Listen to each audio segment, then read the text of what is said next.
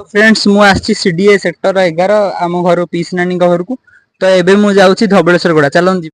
तो फ्रेंड्स मु आछि आपन धबळेश्वर गड़ा देखै पे। तो चलन देखिबा। ए देखो एटा होछि धबळेश्वर गड़ा। एटा नुआपटना बीच को जाइछि नुआपटना बीच को जाइछि। तो देखंतु गोटे सुंदर रेनबो किन पड़छि देखंतु। जस्ट देखुतली ही तो एटी देखंतु केते सुंदर रेनबो। केते सुंदर भाबे रेनबो पड़छि। देखले तो। तो चलन जी धबळेश्वर गड़ा।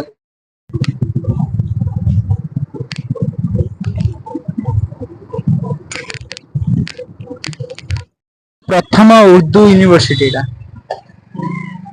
तो चलते जीवा धबळेश्वर। तो हेलो फ्रेंड्स मु एबे धबळेश्वर गड़ा पहुंची। तो मु एठी कोन पे ब्लॉग टा करछि ना एई महानदी एटा होछि महानदी।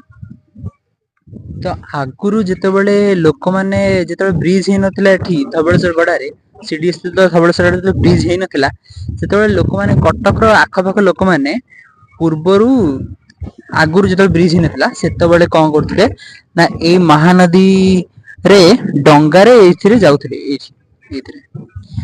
तो एबे तो सब सुविधा हे गेलानी किंतु धबळेश्वर मंदिर रो बहुत महत्व अछि। तो जेहेतु यार बहुत महत्व अछि तो मु आपन मानु देखैली कारण सेते बेले आगुरु लोक माने जो जेते जाउथिले सेते महानदी रे डंगा साहाଯ୍य रे जाउथिले। एबे लोक माने ब्रिज 4 वर्ष हे गेलानी सेथिरे से जाउछन।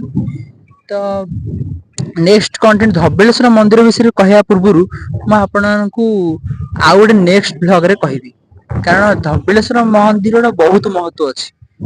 तो ता विषय रे मु नेक्स्ट ब्लॉग रे कहबी।